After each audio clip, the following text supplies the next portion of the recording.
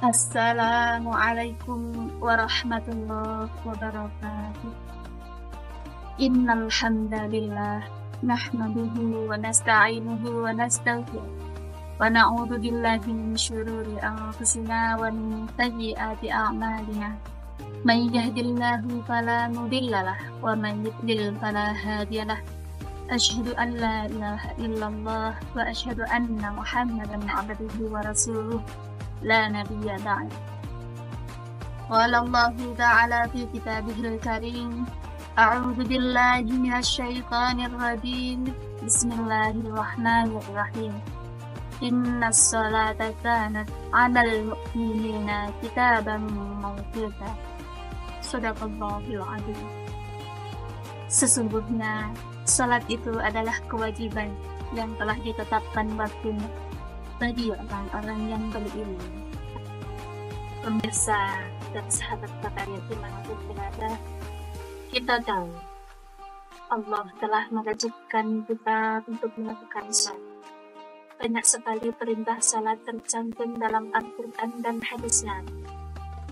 Kita pun tahu salat menempati urutan kedua dalam rukun agama kita. Apa itu artinya, sahabat? Artinya akan ditolak keislaman seseorang ketika ia meninggalkan salat dengan sengaja dan tanpa uzur yang diperbolehkan. Pemirsa dan sahabat sekalian, rahimakumullah, salat adalah tindakan yang paling berat antara kita dengan Allah. Sehingga ketika seseorang meninggalkan salat dengan sengaja, itu berarti ia telah memutuskan hubungannya dengan Allah. Lalu bagaimana sahabat ketika ikatan itu telah putus? Bagaimana kita meminta pertolongan Allah ketika kita membutuhkan? Bagaimana kita minta perlindungannya sedangkan ikatan itu telah kita putus? Maka dari itu, sahabat, sudah sedianya kita berusaha untuk memperbaiki hubungan kita dengan Allah dengan cara meningkatkan kualitas ibadah kita di hadapan Allah. Kita perbaiki salat kita sehingga hubungan kita dengan Allah tetap terjaga. Lalu sahabat, bagaimana cara kita untuk meningkatkan kualitas salat kita? Banyak sekali cara untuk melakukannya. Di antaranya, yang pertama, meriah kita, katanya kita niat ikhlas karena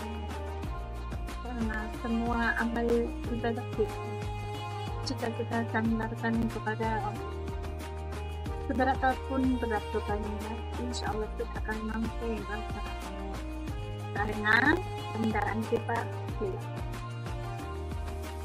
Yang kedua, salah satu kesempurnaan dalam salat adalah menjaga kekhusyuan dengan mentadabburi dan merenungi apa yang kita baca di dalam salat.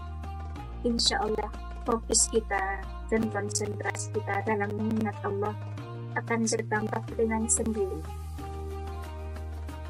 Yang ketiga, sahabat, dalam beribadah kita harus paham tata cara ibadah itu sendiri. Kita harus tahu syarat dan rukunnya yang telah ditetapkan dalam syariat ajaran kita, supaya ibadah kita tidak sia-sia karena kita melaksanakannya dengan ilmu. Yang keempat, sahabat, berkumpullah dengan komunitas yang baik, komunitas yang membawa kita ke dalam ibadah yang lebih baik. Dalam hadis Nabi dijelaskan, al-mar'u ala dini khalil. Seseorang akan sama dengan temannya dalam agama. Dari sini kita bisa menyimpulkan bahwa lingkungan kita, komunitas kita, bahkan grup WhatsApp kita, dan apapun yang kita lihat dalam sosial media itu akan mempengaruhi perilaku kita, bahkan agama kita beserta ibadah kita. Maka dari itu sahabat, seseorang yang berteman dengan orang yang rajin ibadah tidak menutup kemungkinan suatu saat dia akan terinspirasi dari temannya dan akan tertular rajin ibadah dari temannya tersebut. Begitu pula sebaliknya. Dan yang terakhir sahabat, jangan lupa untuk selalu refleksi diri. Upayakan untuk selalu evaluasi diri sejauh mana kita melaksanakan perintah Allah dalam kehidupan sehari-hari. Evaluasi diri merupakan langkah awal untuk perubahan berpikir. Dari apa yang kurang kita tambahkan, apa yang belum sempurna kita sempurnakan, dan apa yang sudah baik kita pilih. Pemirsa dan sahabat rakyat rahimakumullah, meningkatkan kualitas ibadah kita di hadapan Allah adalah proses yang berkelanjutan.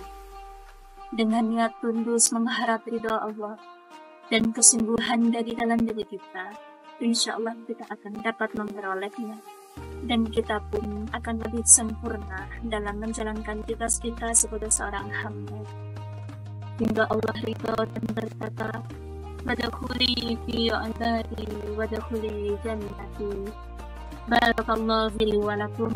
Assalamu alaikum warahmatullahi wabarakatuh.